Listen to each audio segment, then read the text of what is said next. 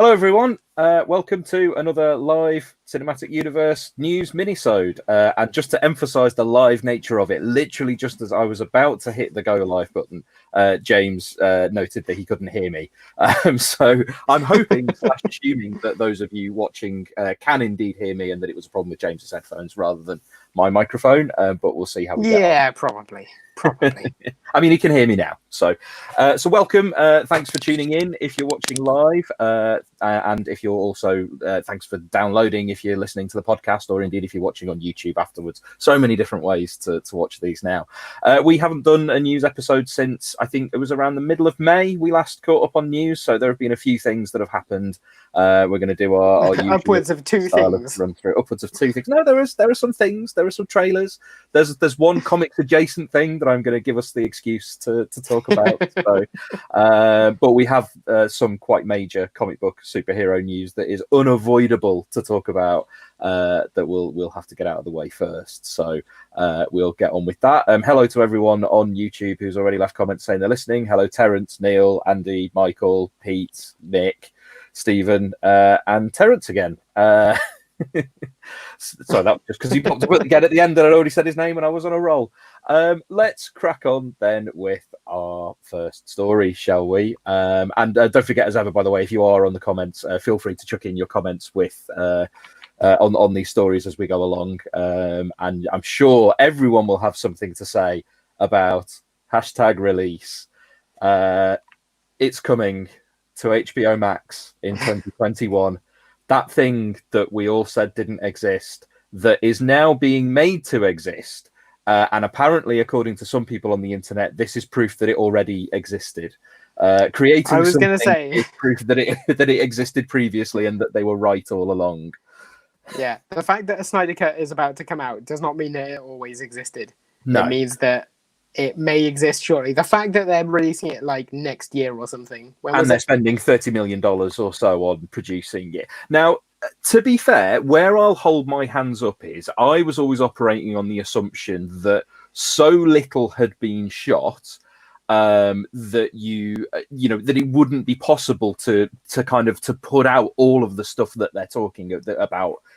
I didn't understand or believe that there was any kind of footage of, for example, Darkseid or things like that. So this idea that there was this mythical version of the film where all that the Joss Whedon version had done had been to cut out a load of stuff that had been shot and then add a load of new stuff.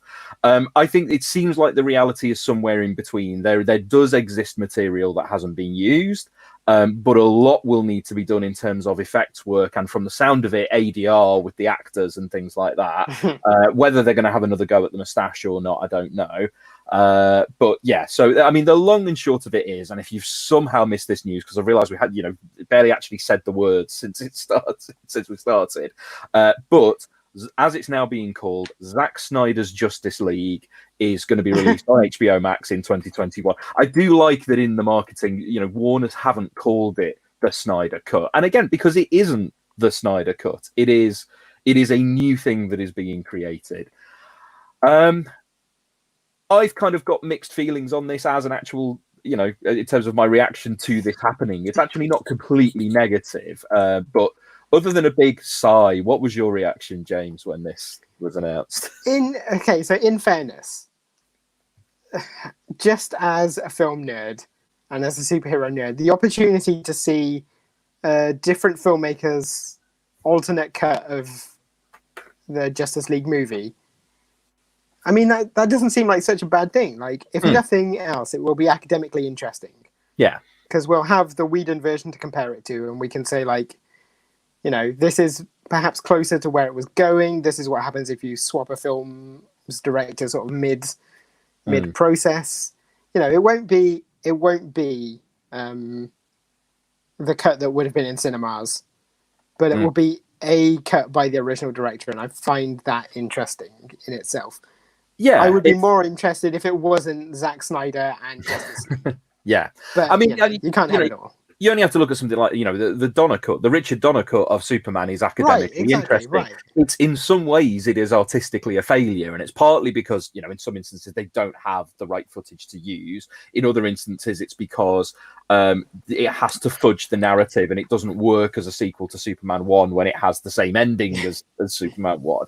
But it is interesting as a thing. It's not the version that we would have had if Richard Donner had stayed on. But it is interesting to see material that we hadn't seen, and scenes in a different order, and more of Gene Hackman and all of that kind of stuff. And this is the same. I mean, Justice League is, artistically, it is a failure of a film, but it's a fascinating failure. And seeing more of an alternate version only adds to the interesting nature of being able to pick apart why the whole thing failed. Because I'm going to assume, and I know this is partly like, everyone knows I'm not a Zack Snyder fan, as if that's a massive surprise, but I don't expect this version to be better, or at least not significantly better than the Joss Whedon version. I think we're going to end up, and actually I will just flag up a comment here from Stephen, is this going to be like the two Exorcist prequels where both versions are terrible? Yeah, I think it's very likely that both versions are terrible, but the existence of both versions inherently makes the story more interesting than if they didn't exist. So in that sense, as you say, from the film nerd sense, it's purely interesting. Even from the DC nerd sense, and I mean, I'm not an online DC movies fanboy, but I am a DC comics reader, and I'm interested in the prospect of seeing things, and by things I do largely mean Darkseid, brought to the screen that we haven't seen brought to the screen before. Yeah, Unfortunately, definitely. It do again, I think it's really interesting that Warner's, while obviously he himself has, Warner's haven't used the phrase Snyder Cut in the marketing, because the toxicity around that and around the campaign is, more so than this thing. But if you didn't have the toxicity of the campaign and it was just, it's Zack Snyder's version, I wouldn't be excited for Zack Snyder's film, because I'm not a fan of his, but I would get that for a lot of people that was exciting and it's a cool thing to see happen. It's because of the way people have been over the last couple of years about it. And it is, and as much as so, and I'm sure there are plenty of people who've talked about wanting to see it in a completely kind of, not innocent's not the right word, but in a sincere way, and in a way that hasn't involved like harassment of people on the internet. So I'm not tarring every single DC EU fan with this brush in the slightest, but there is undoubtedly an element of that online campaign who have done nothing short of whine and gripe and be deeply unpleasant for the last couple of years. And it feels like they've ground it down and have won in that sense. Now, I mean, again, it's like, from Warner's point of view, if they see this as a commercially viable thing, if they're going to think they're going to make more than $30 million by doing it, they've obviously, I don't blame them for responding to that. Neil comments here as well, it feels like the baddies have won. It's like, and it does to an extent. And because, again, like, I don't think Zack Snyder himself has come across as particularly, again, what's the word? Sort of, he's just not been very magnanimous about this. Magnanimous is the word I was going to say, yeah. And again, I can understand him feeling like upset about how the film came out, and I can totally understand him not wanting to watch the version that came out. Equally, I also don't want to watch the version that came out. But he stepped off the film for entirely valid and understandable reasons, and I have every sympathy. Just quickly, yeah. In fairness, do you think he stepped off entirely voluntarily, or was that a partially true situation where Warner basically went, "We don't want your version of the film. We think you fucked it up. Here is a way you can gracefully leave." If that's the case, then actually that's what it seems like to me. If that's the case, I'm more inclined to think he doesn't need to be magnanimous about it, to be honest. If the official story is true, which is that he stepped off to deal with an absolutely awful family tragedy, I don't think anyone in that situation can be blamed for what happened. He can't be blamed for stepping off. Warner's can't be blamed for completing the film. He might have issues with how they chose to complete it, but at the end of the day, they're left to make a film how they want to make it. So in that sense, I think the decent thing to do will be to say, you know, I respect what was done with it, even if it's not what I would have done. But here's your chance to see what I would have done. But I do feel like he has very heavily stoked the us versus them and made this into kind of a war where it doesn't need to be one. And I would much rather be sitting here, getting excited in all the ways that we talked about, as this is interesting. This is something that we haven't seen in this era of comic book and superhero movies before. We haven't seen this happen. We're seeing it happen in real time.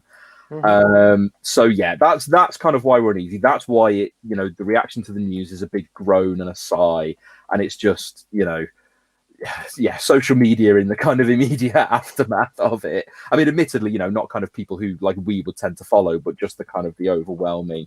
I mean, to be fair, since then I haven't seen a huge amount of crowing from the people who've won, so maybe they'll just gracefully get their release of it, and Yeah. But, and the other thing is as well, I mean, it's kind of it's critic proof. There is no, it's going to be impossible to objectively state your opinion on it, because everyone's already decided what they think of it, and no one is going to have their view changed. I'm looking forward to the Zack Snyder fans who have been asking for this film and then don't like it when it comes out. They won't exist. There is nobody. There will be some. I don't think there will, because I think so much of these fandoms are about kind of sinking your entire identity into something. These are people who think Jared Leto's Joker was good. Like these are people who now, because that's been the other hilarious thing of this, is like David Ayer popping up his head going, "Oh, hello, remember me?" And it's like, just as we've had again sort of, and I think he obviously feels slighted by what's happened with James Gunn being given Suicide Squad and Kathy Yan being given Birds of Prey, and obviously we don't know what James Gunn's Suicide Squad is going to be like, but certainly for me and I think a lot of people, Birds of Prey ended up being far more what we wanted to see out of a movie with Harley Quinn in it, and a movie with a lot of those characters.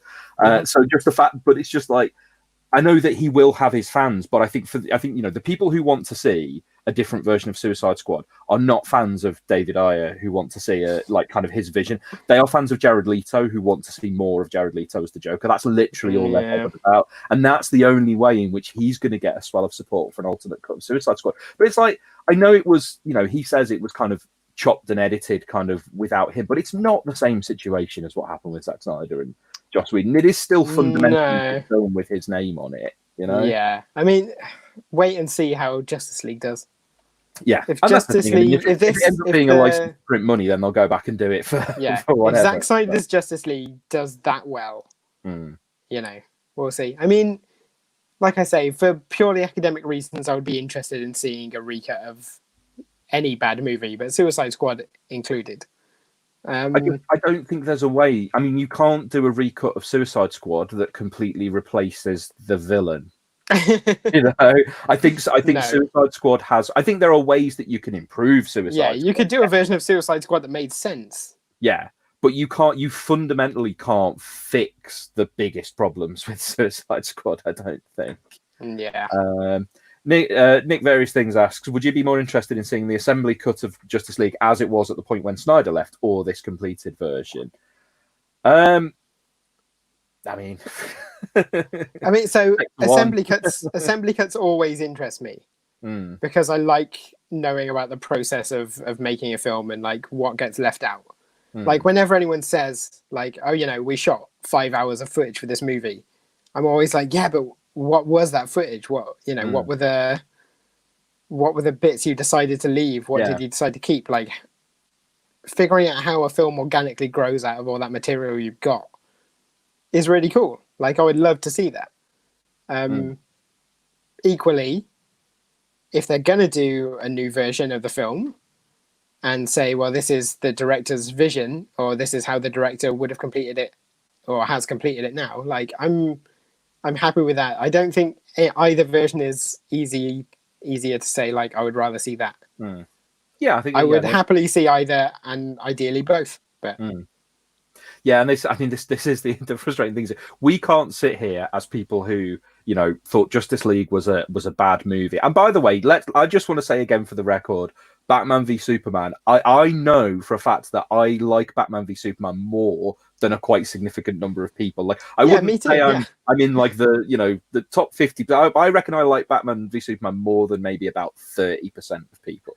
I find Batman v Superman a far more interesting failure than I do. I think the problem with Justice League was that it just wasn't interesting enough as a failure the way that Batman v Superman was. I actually did rewatch Justice League a couple of weeks ago.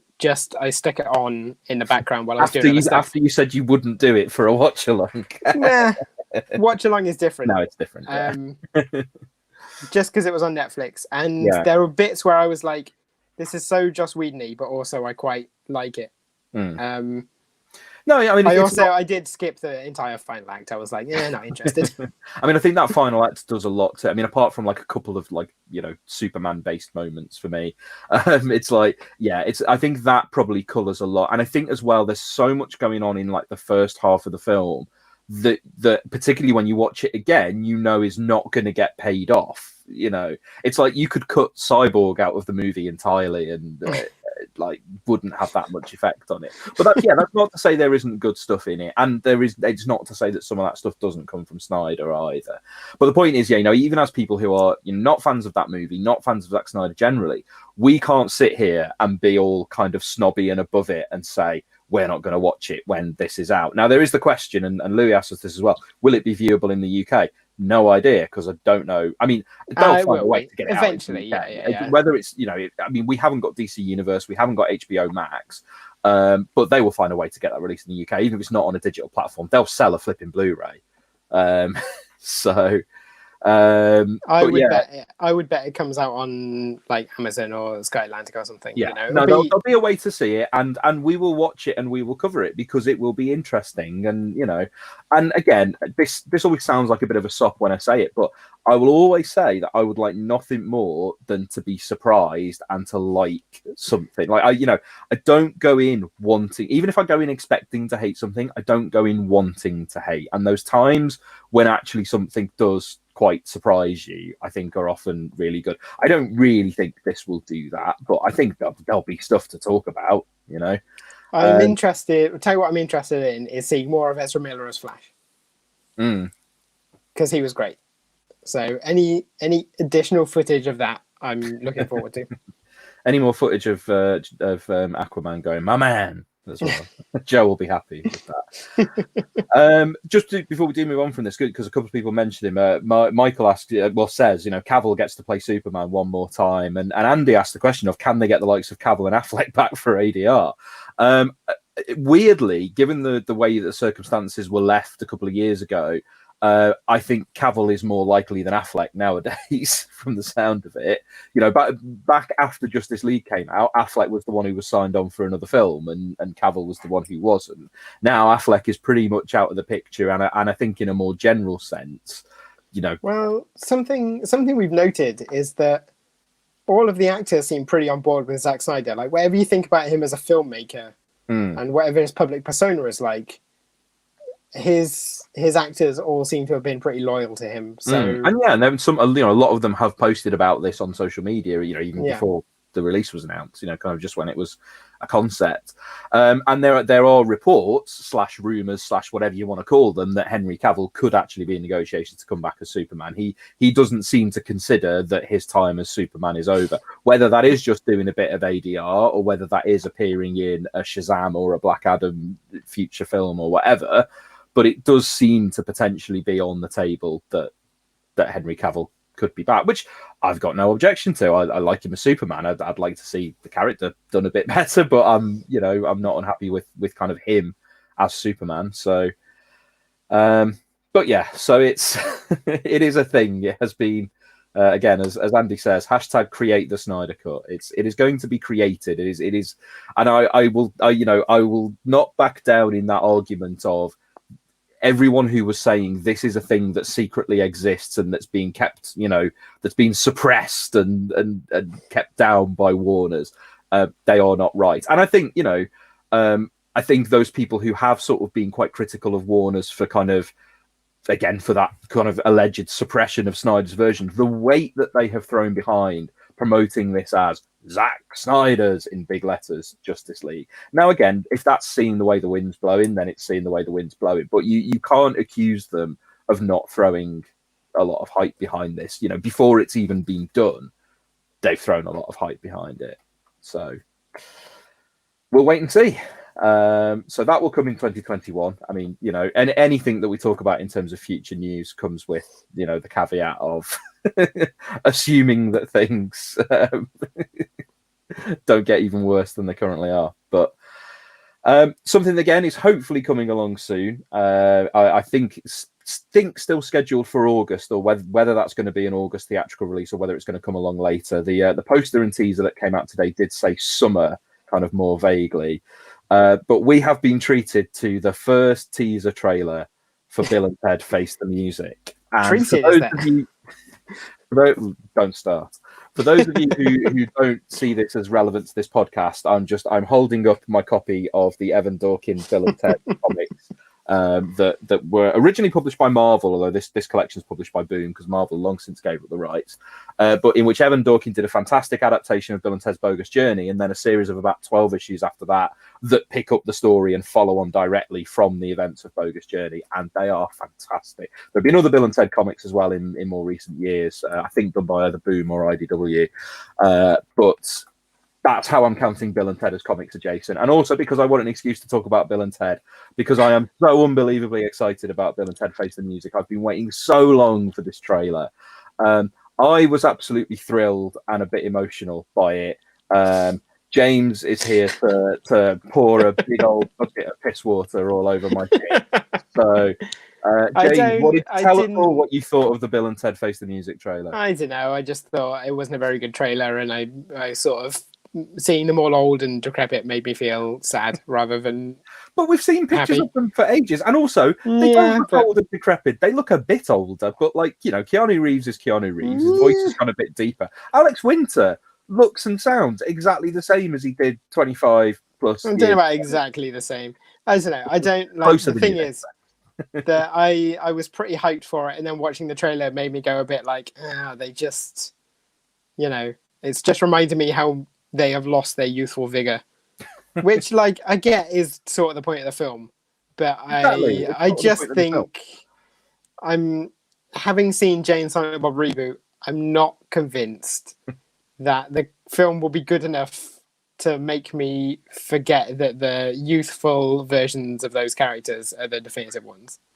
That's what worries me. I really don't think you can hold Kevin Smith responsible for Bill and Ted. Really. But it was so. It's the feeling of this trailer is so similar. It's like, hey, it's those cool guys you loved, but they're sort of old and slow now. I don't know because it's baked into the premise of this, and obviously you might just see that as a positive thing. But this is the idea that they've had for the third Bill and Ted film, and they've had this idea for so long. This has been the script that Chris Matheson and Ed Solomon have been trying to make for years and years. And the only reason that they haven't is because they've had to untangle the rights, because while they created it, they don't own the rights. MGM own the rights. So what they've had to spend about the last 10 years doing is persuading MGM that it's worth spending the money on. They've had Dean Pariseau has been on board as director for about 8 years. Winter and Reeves have always been on board. So I see this very much as this isn't a sort of, let's go and look, what can we dig up? It doesn't look to me like a Dumb and Dumber 2 or that kind of thing. It's the third film that they've always wanted to do, and that premise is, Bill and Ted's Bogus Journey ends on this note of they've done it, they've achieved what they were predicted to achieve, and then it's but what if you've still got to do the work after that, and what if they never actually do that? And it's that thing of you're 20 years down the line and you knew you were supposed to do this thing 20 years ago, and all of a sudden you've blinked and those 20 years have passed and you haven't done it, and now what do you do? And I like that as a premise.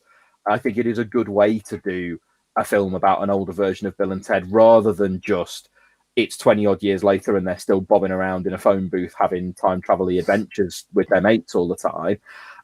Obviously, what you don't see a lot of in the trailer, but that I think is going to be the real sort of selling point of the film, is Billy and Thea, their daughters. And I think this trailer is deliberately holding them back, because I think this trailer is about audience familiarity and Bill and Ted.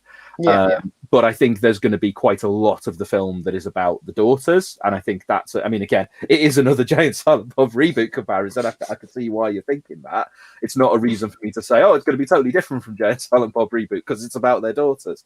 But nevertheless, like I do think that's going to be a potentially interesting hook. I think the casting for those two looks great.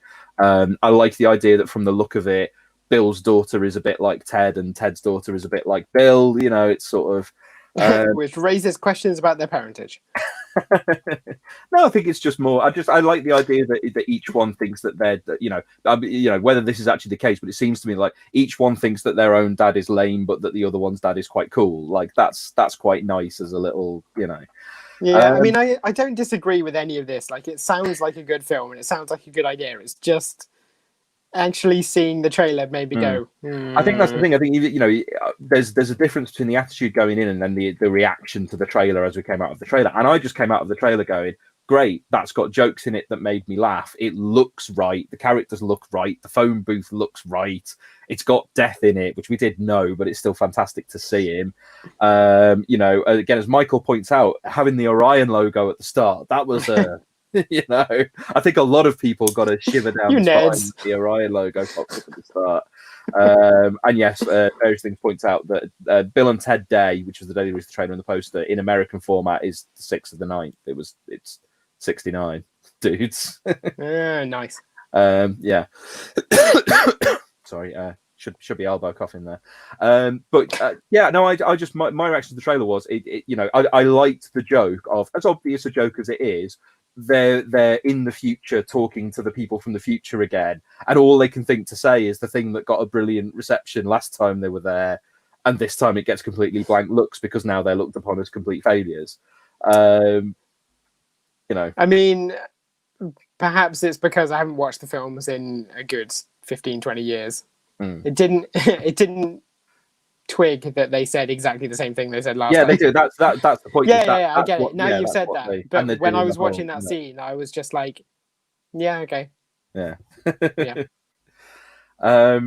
It just gave me a warm, fuzzy feeling. I liked the joke about them playing to 40 people who were only there for $2 steak night or whatever it was. Especially seeing as the shot of the landscape, it appeared that they were playing in sandy shores in Grand Theft Auto 5. I'm happy you're happy. I'm glad that you're happy. And I will still see the film. My expectations are lowered by this trailer. I'm interested to know if people in the comments want to. I mean, we'll probably have moved on from the discussion by the time they appear in my feed, but I'd like to know other people's reaction to this because I thought it looked great. I mean, there were tons of like little Easter eggs and nods as well. There was there's a scene where there's a load of guitars on the wall behind them, and you can see the guitars that they get given by Rufus at the end of Excellent Adventure. There's a scene where they're playing, which I would probably assume is from quite late in the film, and in the background appears to. I mean, we know that Ted's dad is in the film. We know that Hal Landon is appearing, but it appears to be Ted's dad playing a clarinet or a cor anglais or something, some kind of instrument in the background. So I liked that as a little. Yeah, they've got Dante and Randall back. They've got Ben Affleck turning up for a cameo. Yeah, Alanis Morissette's going to come. Have a wave at the end. Okay, it could be Jay and Silent Bob reboot, but it could be Jay and Silent Bob Strike Back. Could it? Yes. Without Will Ferrell. It did what I wanted the first kind of teaser / trailer to do, which is to say to me, this is the new Bill and Ted film. This looks and feels and sounds and is Bill and Ted, and it did that.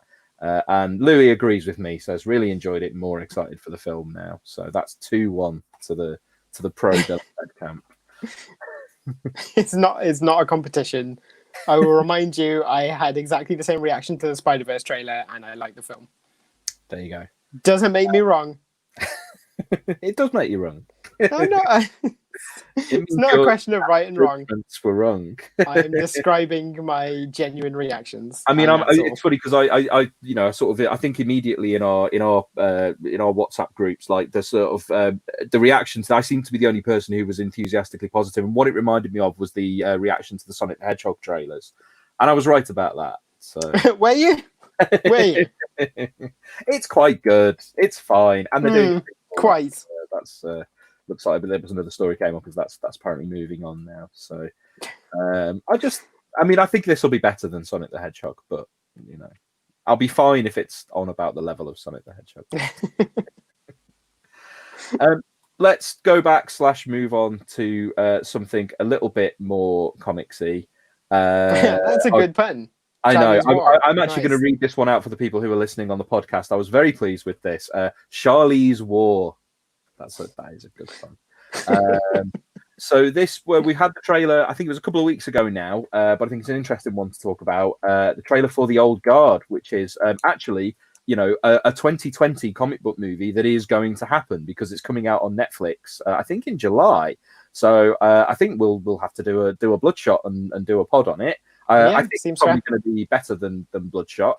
But it is the upcoming movie starring Charlize Theron, hence if you didn't know, hence the Charlie's War. And Charlie's War is an old British war comic, by the way, for anyone who doesn't know.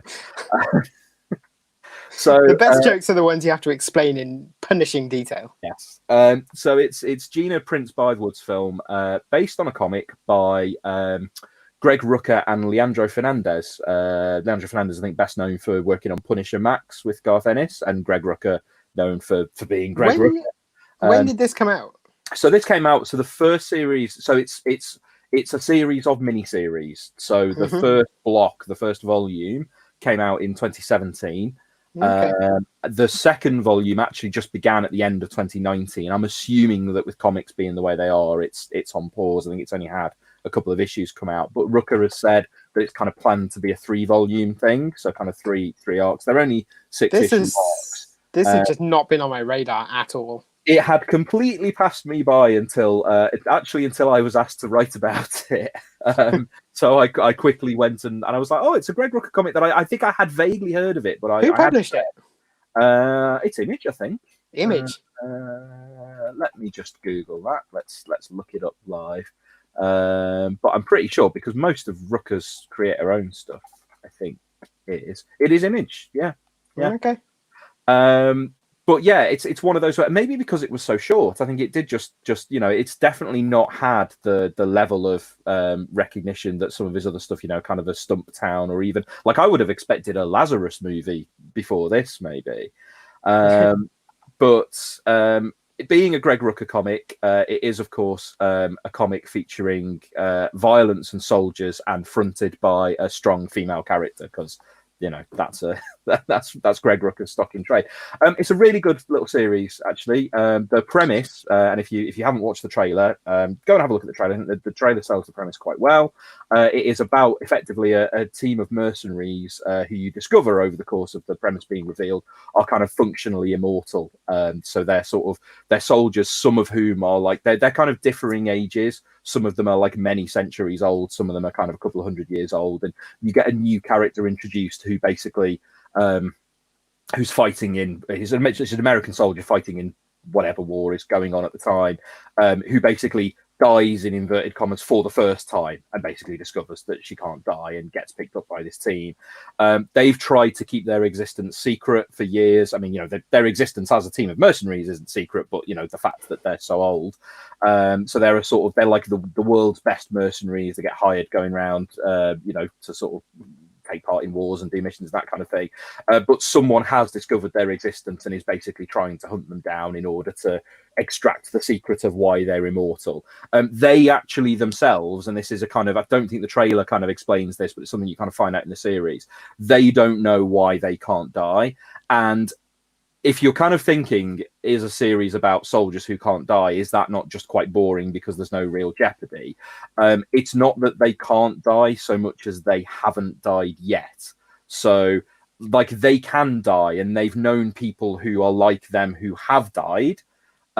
It's just that you never know when, the next explosion or gunshot might actually. So it's not just, I'm going to go into this situation knowing that I'm invulnerable and immortal. It's like, I tend to get shot and blown up, and usually I come back when I do, but one time it might happen and I won't. So that's where there's a bit more of a kind of threat rather than just, they can do anything. But the lead character played by Charlize Theron is Andy, which is short for Andromache of Scythia, who is from hundreds and hundreds of years ago. Cilia. Cilia, yeah, and is the oldest of them. So I think the trailer kind of shows that it's very much playing on Charlize Theron's move towards gritty action cinema after Fury Road. What as someone coming to this completely cold, I'd say I kind of watched it and had some observations based on having read the comic and knowing the comic a little bit. But what did you feel going into it completely cold? What I felt was there is nothing more dull to me than the phrase "team of mercenaries." Like this is your premise. You've got immortal beings who have lived throughout history, and the thing they do is pick up some guns and run around shooting stuff. Really? I mean, okay. I think it's that there is that element of what else can they do, or I think part of it is as well they are all originally soldiers, so that's quite each of them is originally a soldier who's fought in a different historical war. So the reason why they're still soldiers is because that's what they do. And famously, people only ever do one thing forever. In comics, I think I prefer this film when it was called Highlander. Fair. And they use swords instead of guns because swords are cool. But as I say, I mean, the comic it's Greg Rucka, so there is there's moral ambiguity and there's character twists, and I think the key thing is that it kind of sets itself as being about them kind of asking the question of, well, what is there beyond this, and the effect that it's that classic thing of what the effect of being immortal can have on you, particularly when everyone who you've known in your life keeps dying, sort of thing. So.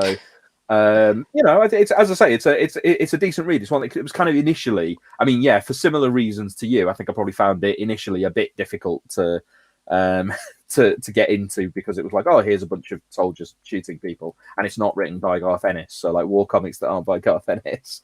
But as it goes on, as I say, it's kind of got that intrigue to it, and that kind of sure-footedness of a Rucka series. And looking at the trailer looks like it's a very straight adaptation of the first book, with some obvious tweaks to the characters, but certainly what it's about in terms of the people who are after them, and that it's about their secret being compromised and stuff. It looks like they're pretty straight as a film doing the first volume. So I think it's, as I'll look forward to doing it when it comes out. I think it's absolutely something that we should cover. And yeah, I will. I mean, I'll be interested. I'm not sure whether to read the comic or watch the film first, because I have a feeling that the film will be a dumbed down version of the comic. Yeah, I don't think anything in the film will surprise you if you've read the comic, if that makes sense. Yeah, I don't know. I'm getting the vibes from it that like they have taken a reasonably interesting premise and made it a slightly more generic version of itself. That's the vibe I'm getting off it. But it might be good. I mean, also it's free to watch, so we'll definitely do it. The other thing I will say about the comic, and especially given the speed with which it went from new comic series to adaptation, it is one of those comics where the comic reads like a treatment for a film. That's hard to deny. It's as I say, it's a good and well crafted comic. Fernandez is a great artist, but you read this going, oh yeah, I can see the film that would come out of this, and now we can see the film that will have come out of this. So yeah. Read a comment I made earlier about Lazarus. Apparently, according to Stephen, Lazarus is apparently in development at Amazon, so that'll be Lazarus is a good series. I didn't read the whole thing, but it's one of those where I remember picking up a bunch of Image like first and second volumes in a humble bundle, and I remember quite enjoying that. So some more of that, because as I say, always like a Greg Rucka series. Read your comment about nothing being more boring. John says, what about the Star Wars Episode 1 scroll about trade negotiations? I mean, I found that funny, so not necessarily intentionally funny, but funny. Yeah, the fact that that's how you're leading. That's how you're bringing back Star Wars. Okay, sure. Yeah.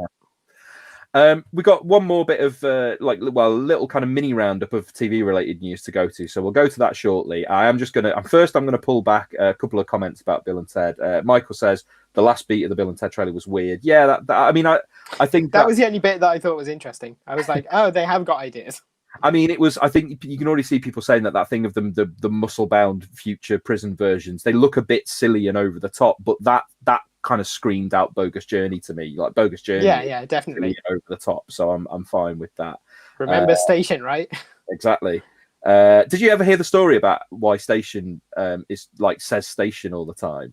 No. And it's because of they wrote a script like a stage direction in the script that said X station as in police station, and then that just led to them just going station all the time, and then it ended up making its way into that.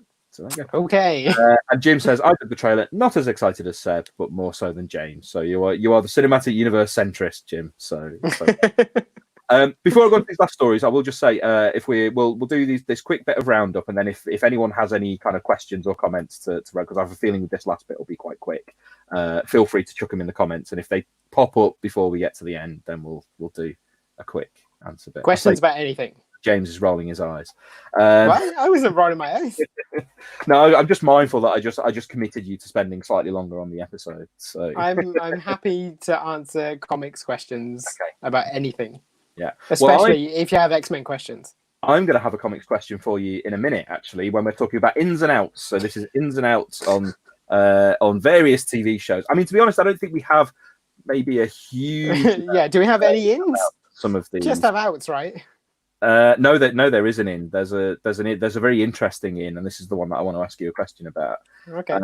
So the outs are let's deal with the most recent one first, because I don't really have much else to say about it, but it did get mentioned to us in comments by our friend Stephen. So in the interest of covering it, Hartley Sawyer, who plays Ralph Dibny, aka the elongated man on The Flash, has been sacked from The Flash for racist and sexist tweets that have been dug up.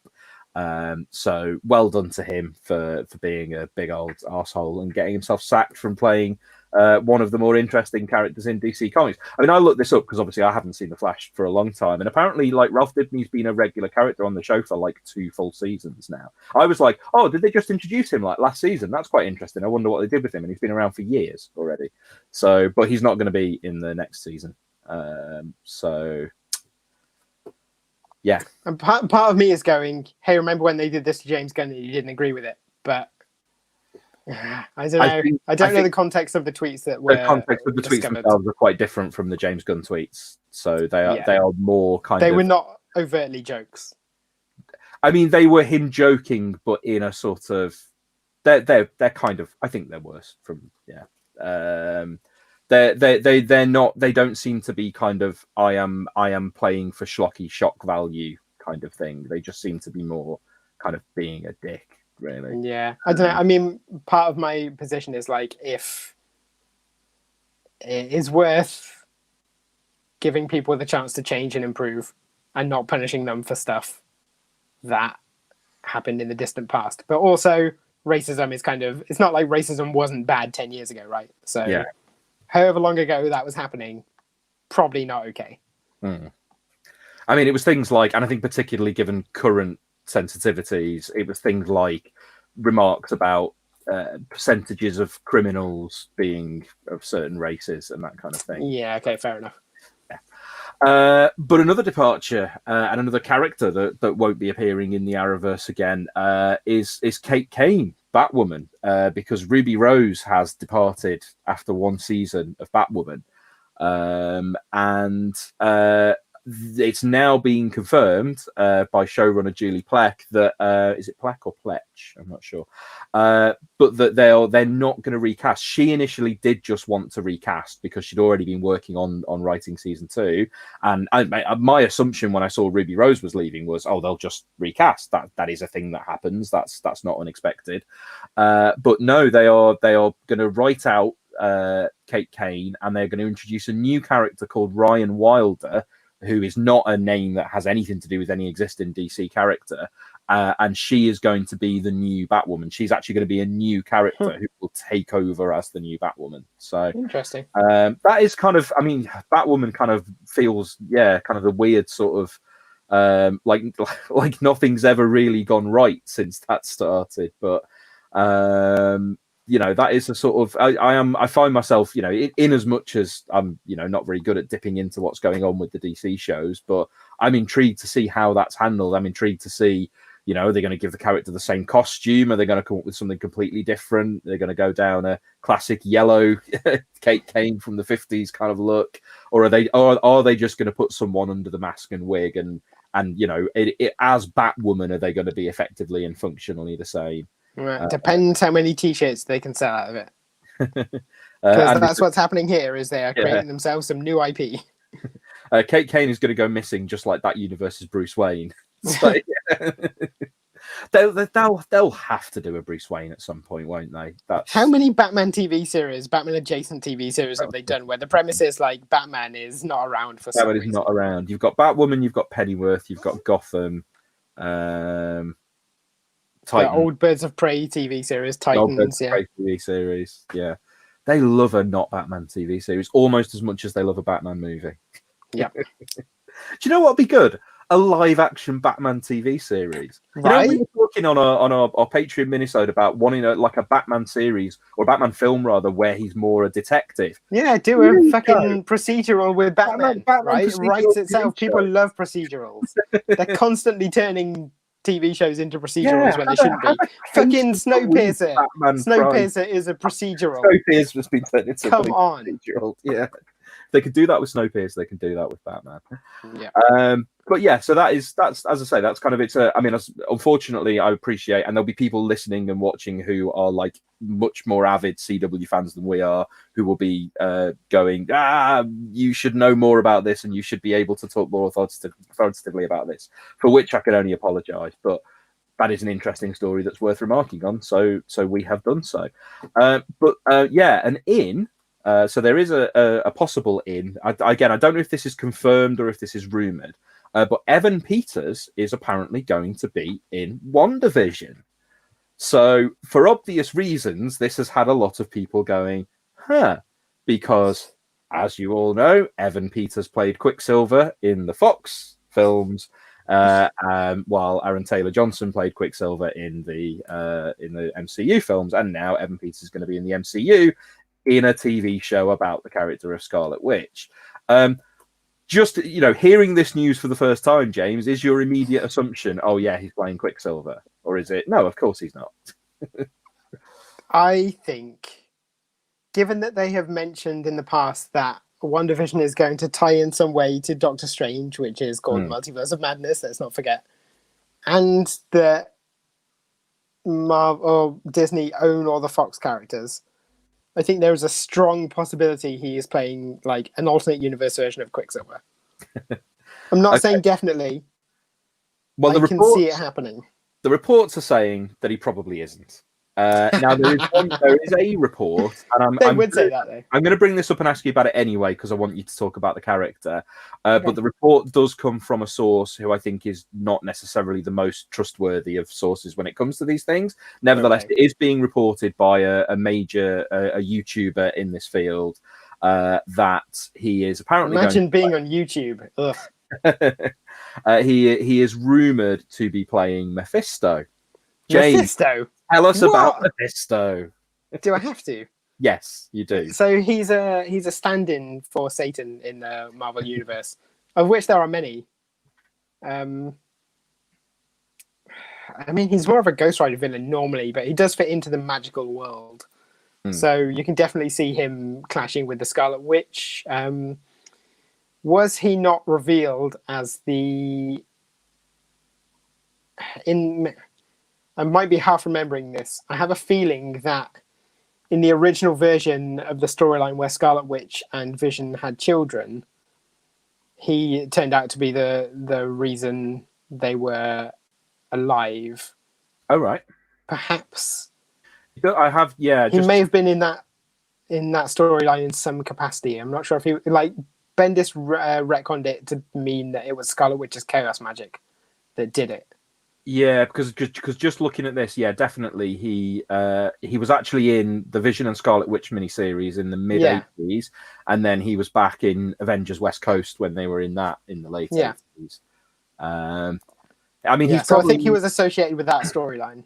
Yeah, but so that's interesting. But he's probably most well known these days for his part in the most controversial Spider-Man storyline of. You say best well known, most well known. Like that storyline is what, 10, 15 years? It must be pretty old now. More than 10 years old now, right? When was it? One More Day. Was it 2007, 2008? 2008 is what I have it in my head. Yeah. So. But I think for a lot of people, Mephisto is the magical retcon machine in Marvel.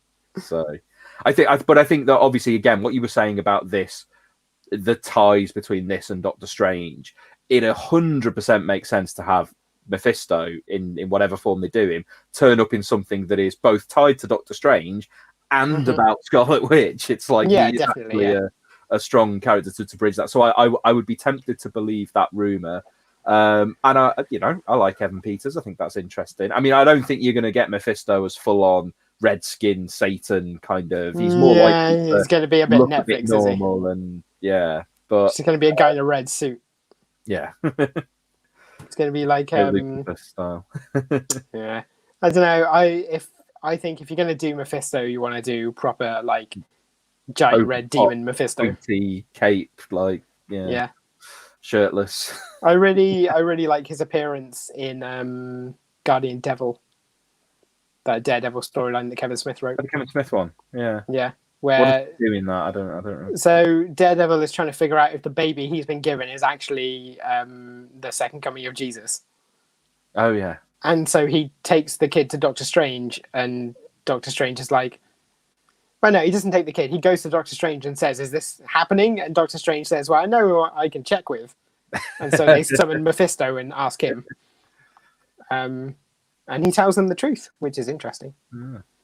Oh, apparently we've already done an explainer on Mephisto, which I don't remember in the slightest. Steven says there was when he was rumoured to be in the Defenders. There was a rumour that Alexandra, the character played by Sigourney Weaver, was going to be Mephisto. That turned out to be false. Yeah. Mephisto was, in a way, in the first Ghost Rider film, because they had a character called Mephistopheles, who was not the one from Cats. No. I forget who played him, but again, they didn't do the proper Mephisto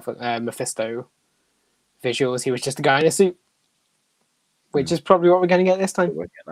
But it's another potential piece of WandaVision, which to me still, I think, and not just for you because of Kat Dennings, but I think is by far the most interesting upcoming piece of MCU that we actually know anything about at the moment. I think that I think all of these TV series seem interesting in some way. They're all interesting in their way, but I think if I had to put a pin in like what is of the things that are actually like on, rather than kind of rumored future. I was going to say She-Hulk is coming, right? So well, She-Hulk is coming, but we know so little about that. We know of the stuff that we know stuff about. WandaVision is the one where I'm like, at a time I don't feel particularly I can't wait for about anything in the MCU at the moment. And I don't mean that in a negative way. I just mean that in a, I'm not like feverishly anticipating stuff. I can't wait for them to announce some different films. Oh yeah. But like, you know what I mean? It's like I'm happy for stuff to come along when it comes along with sure. at the moment. But that is the one where when it comes along, I'm going to be most kind of like, okay, what the hell is this going to be all about? So yeah. Okay, so that's as I say, potentially interesting developments. We've got a couple of questions and stuff that have come in, and a couple of things that actually I think are quite interesting to potentially talk about. So, Erkman12 asks, speaking of HBO Max, as we were with Snyder Cut earlier, any thoughts about the Green Lantern series planned for it? Police procedural in space, you say? I mean, that makes sense. I mean, but the thing that jumps to my mind immediately, especially if they do actually want to do it as a police procedural in space, Far Sector. I don't know if you've read any of Far Sector yet, James. No. I've only read a couple of issues of it after people were raving about it. It's really good. It's very. Who's the creator? It throws you in at the deep end. So it is the creator is, and I forget the name, so I'm looking it up. It is somebody who is, I think, not from a comics background. Yes, okay. She's a sci-fi author. NK, I don't want to pronounce this wrongly, but NK Jimizin. Someone feel free to correct me on my pronunciation, but yeah, she's a sci-fi author, and I think it's her first comic, or at least her first major comic. But it is basically it's about an entirely new Green Lantern off in a far sector, basically. And it's very much, it's about kind of throwing a kind of a character into an unfamiliar kind of alien environment and kind of how she deals with that.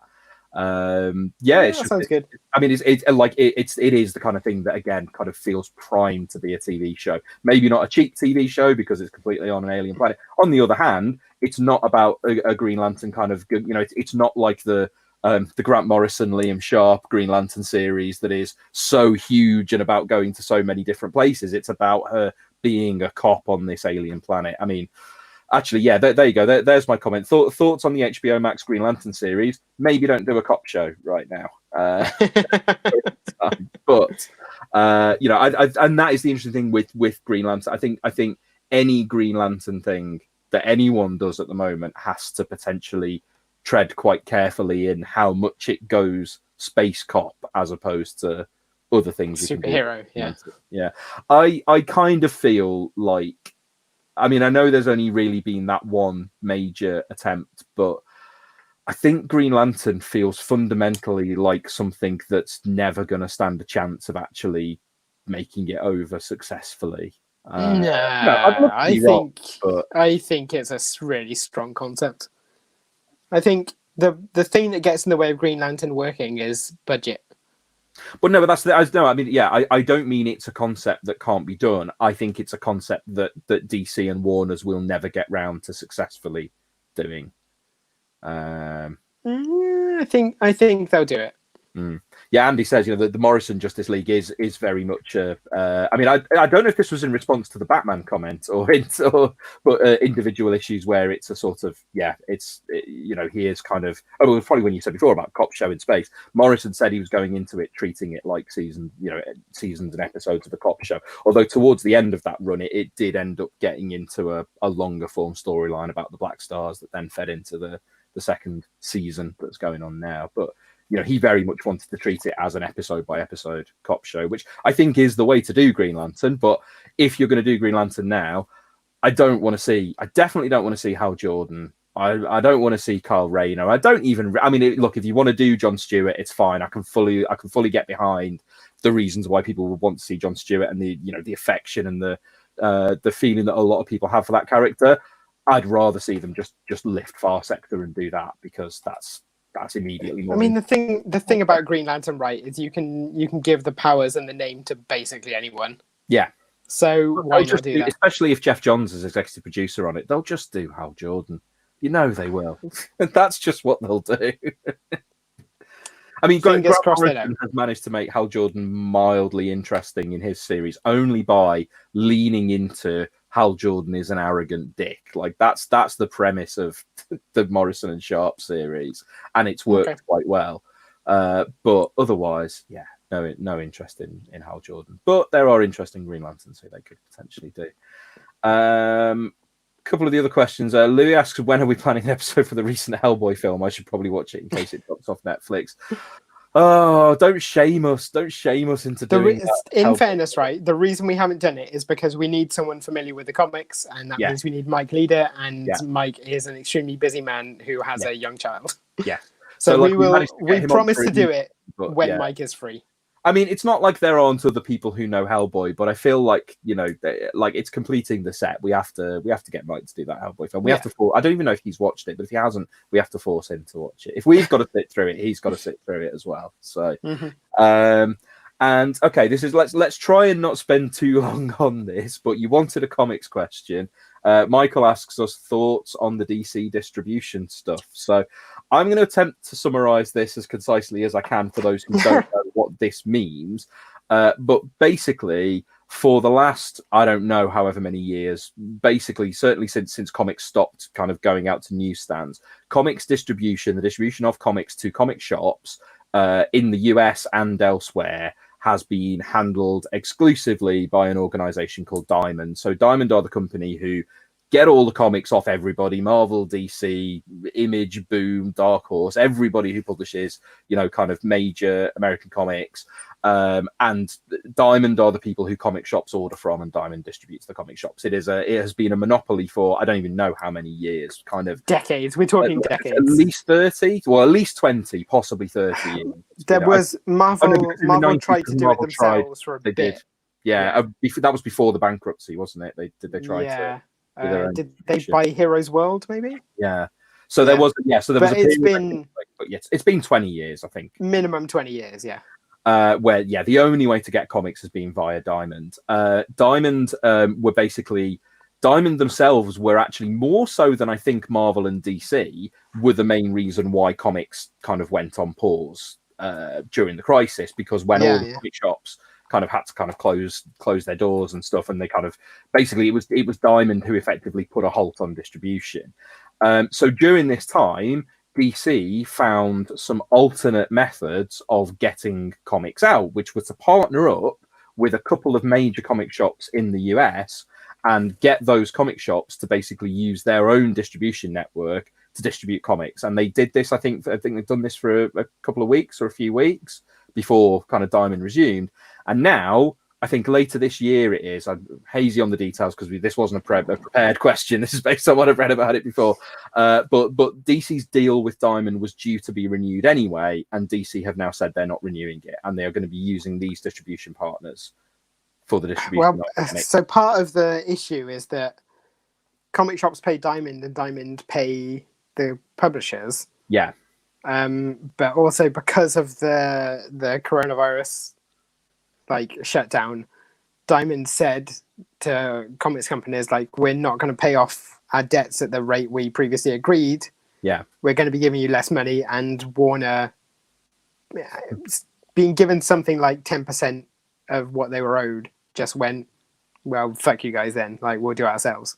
Yeah. So in a way, Diamond sort of screwed up on this because they thought they could strong arm their position in the industry, and it failed.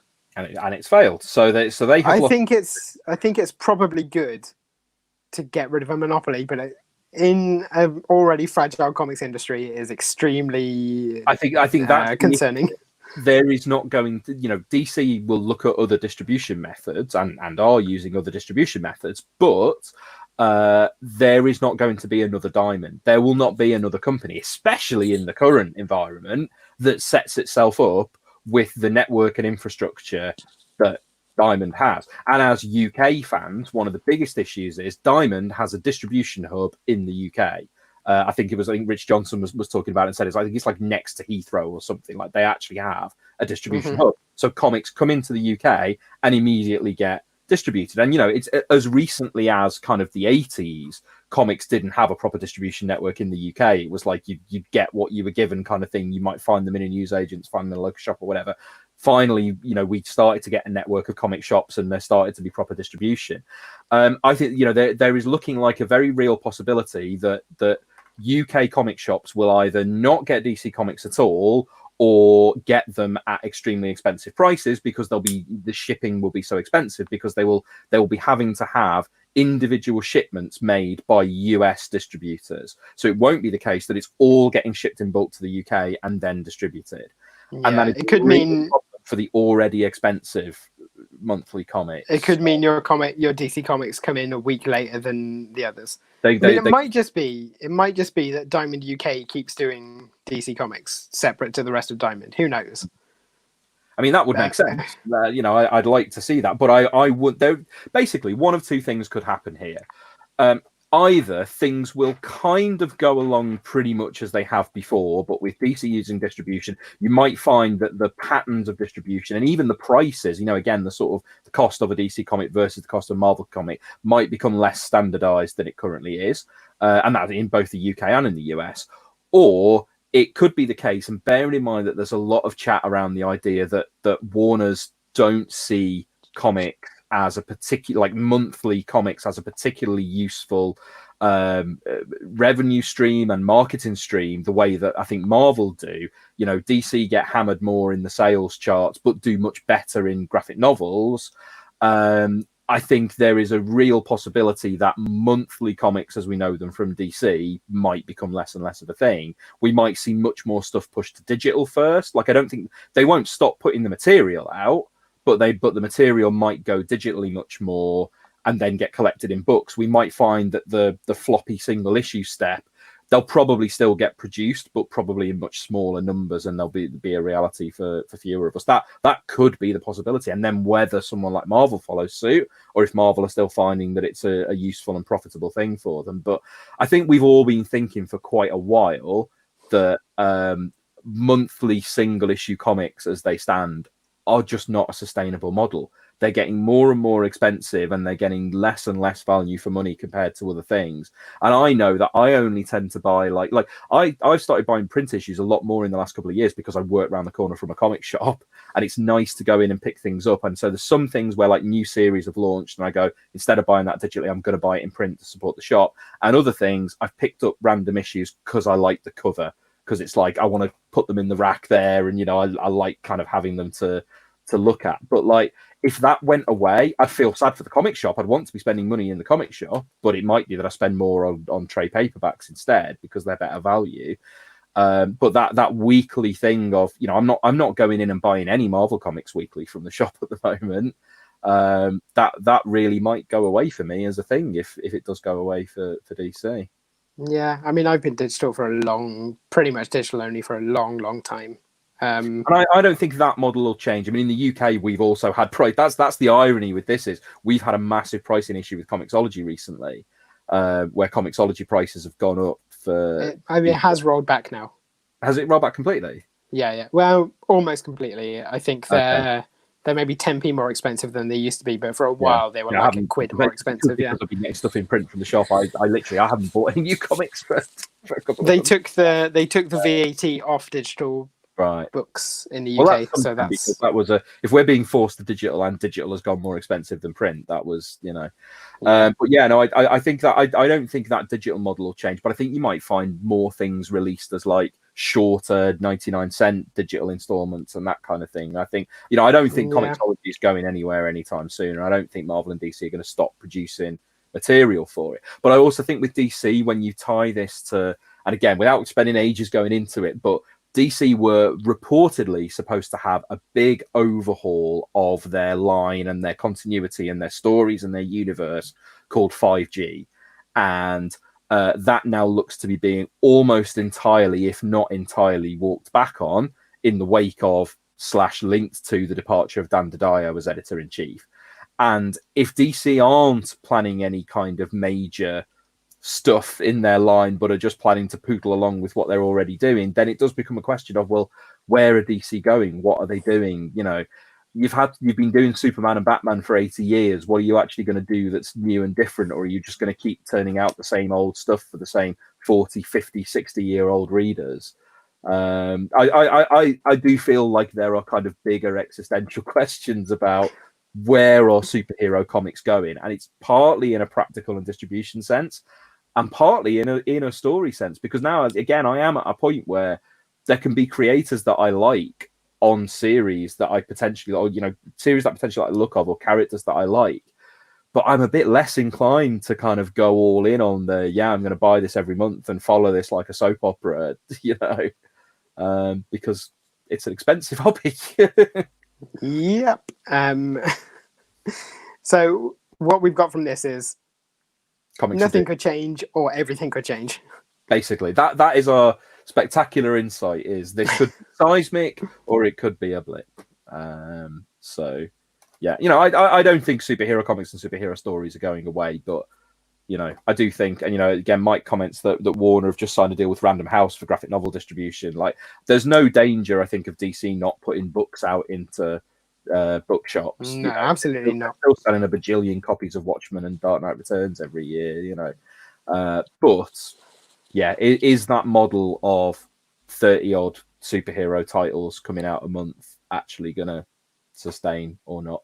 We don't know. Will we have anything to talk about in a To be fair, for basically the entire time I've been reading comics, people have been going, single issues will be going away soon. So yeah, I myself have predicted that if single issues would disappear within 5 years, probably every couple of years for the last 2 decades. So who knows? Do you still remember what it was like when there was that sudden day in 2011 when DC suddenly went day and date digital, and it was like almost entirely out of the blue with the new 52 stuff where they went day and date digital, and we were like, what does this mean? Digital comics, and then look at where we are now with Comixology.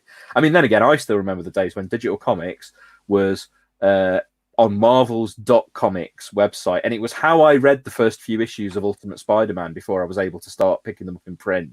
And it was this clickable, like, panel by panel thing in a web browser, and it was what they call .comics. .comics, .comics, in like 2000, 2001. I used to read them in school on my lunch break. Like, now that was the future. 20 years later, here we are. And well, okay, so it feels like 20 years later because I realised, we have been on for an hour and 10 minutes now. So, yeah, thank you for everyone who's stuck with us and watched and listened. Thanks to everyone who sent in comments and particularly questions. Always good to get a bit of comics chat, especially now that most of our comics chat is confined to the Patreon bonus mini episodes. If you haven't subscribed and listened yet, you can hear us talking about Batman on Patreon to tie into our Batman and Robin episode. If you haven't heard our Batman and Robin episode, I don't know why you wouldn't have, but go and give it a listen because it's really good. I think it's one of our best episodes for a while. So we'll be back with a main episode of the show in the next kind of week or two. Depends when we record it and then edit it. It depends when we edit it. Yeah. Yeah, the editing does take longer than planning the recording these days, but we'll get it out. Yeah, so thanks everybody, and I'm sure we'll do another one of these as well in about a month or so because they work quite long. When there's news. Evidently like them. When there's news. There will be news. New Mutants. There's going to be a New Mutants update the second we come off YouTube. I'm going to press this button now, and then there will be New Mutants news. You heard it here first. Yeah, there will. Yes, thanks once again, everybody, for watching, listening, whatever. We'll see you again soon. Goodbye. Goodbye.